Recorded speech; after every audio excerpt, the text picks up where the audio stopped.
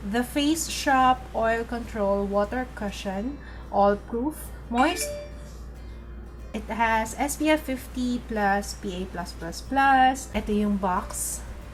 Inside, ganda ng packaging niya. Ang shade na nakuha ko is V201 or Apricot Beige. So, when you open it, ganito yung itsura niya. Tadan! Ang ganda. Pati yung salamin niya. Ito yung sponge. May sponge pa ulit. Kaya nga cushion eh. So, may cushion dito. Ay, ayun. Ito siya. Naku, mabilis matuyo to. Sabi, press the puff applicator to the cushion. So, yan natin.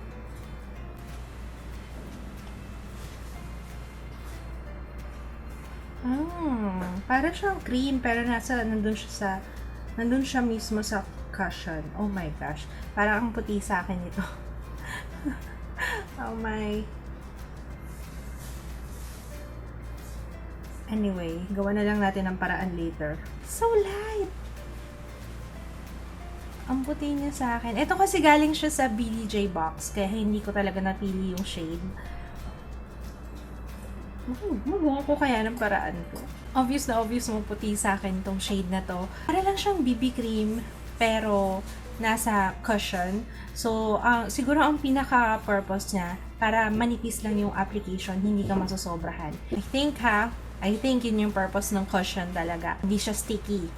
May something, parang moisturizer. So, hindi ko alam kung okay siya for oily skin. Pero oil control daw to eh.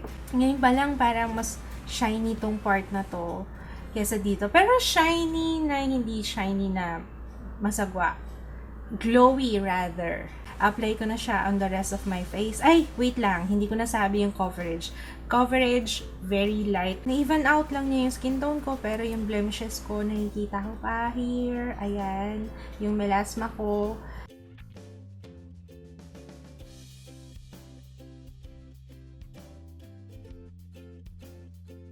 Ito na siya on my entire face.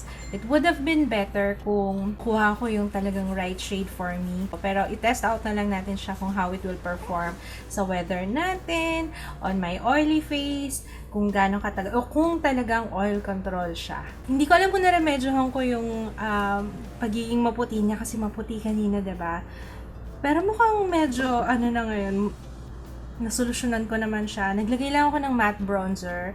Tapos, ang ginamit kong powder is itong Mary Kay kasi ito, medyo dark yung powder niya. Meron siyang coverage ng konti. Sabi dito, pwede daw tong, meron daw tong sweat-proof effect. So, tingnan natin kung talagang sweat-proof kasi mayaman ako dyan sa sweat. Yung isang ganito, 895 pesos. Nakalimutan ko kasing banggitin kanina. So, syempre, available siya sa The Face Shop. Pero alam niyo, napansin ko, parang ang ganda niya, maganda siya sa skin. Maganda siya sa skin. Parang nagmukhang younger. Yun nga lang, dahil meron siyang SPF 50, parang meron siyang white cast. 11:19, babalik ako mamaya for an update. 3:20 PM. Okay naman. Maliban sa pagiging oily na sa noo, kasi dyan ako unang pinagpapawisan, sa noo, sa ilong. Pero alam nyo, kahit na pinagpawisan na ako,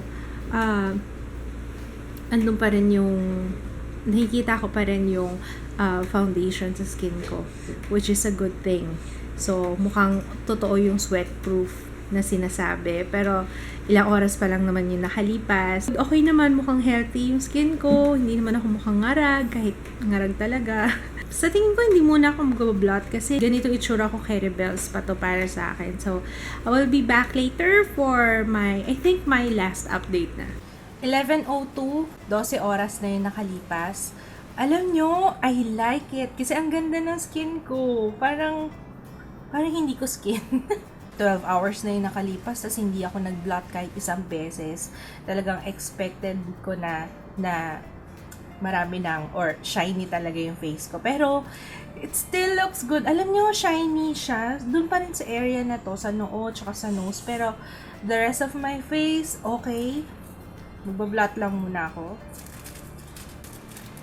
Sa mga nagtatanong pala kung ano yung blotter na ginagamit ko, itong Mary Kay Beauty Blotters. Ilalagay ko yung link sa description box kung saan siya available. Yan, ito siya. Nagustuhan ko siya. Alam niyo kung bakit? Parang nagmukhang healthy yung skin ko. Glowy finish na maglalast throughout the day. Tapos, nung sinabing sweatproof, alam niyo, naniniwala akong sweatproof talaga siya. Kasi, alam niyo naman, ako pawisin ako. Times 2 pa mula nung nanganak ako. Since I have very oily skin, ang lagi kong hinahanap na foundation before is yung mga matte. Alam niyo, nagbago yung pananaw ko sa foundation mula nung nasubukan ko to. Parang mas mukhang healthy kapag medyo merong konting glowy effect yung foundation na ginamit ko, na medyo may dewy finish. I think mas mukhang nakakabata yung ganong itsura. Tinanggal ko lang yung oil, eto pala, yan. Tinanggal ko lang yung oil sa face ko, pero nag-remain yung glowy effect niya na, so definitely hindi dahil sa oil sa face ko. Yung oil control niya effect din kasi buong araw walang blot. Tapos ito lang yung nakuha ko. The only thing is, yung shade na nakuha ko is hindi match sa aking skin tone. Alam nyo, mas okay siguro kung talagang match na match sa akin yan. So maybe, ang gagawin ko sa kanya, magbe-base muna ako ng foundation and then gagamitin ko na lang siya dito sa cheek, dito sa area na to, and then here, para makuha ko pa rin yung glow. Para siyang, gagawin ko siyang parang concealer ba. Pwede nyo rin pala itong gamitin pang retouch, okay? Actually, kahit hindi na ako mag-retouch, okay pa rin. Tanggalin ko lang yung shine, okay eh. Kaya yun, gustong gusto ko siya, lightweight, hindi siya sticky sa pakiramdam. Maganda siya on camera, maganda siya in person. Maganda rin yung presyo niya, it's 890. Magkano nga ulit? It's 895. So, may kamahalan. Pero, tingnan niyo naman yung itsura, diba? It's bongga. Kaya, ganun din yung price sa bongga. Pero, I'm telling you, this is a good buy. Kung nasubukan nyo na siya, comment lang kayo sa baba para ma-share nyo rin yung experience nyo with it. That's it, guys! Sana nagustuhan nyo itong review na to. Maraming salamat sa panonood. Comment kayo sa baba kung meron kayong request. And yes! Thanks for watching! See you again on my next video. Bye!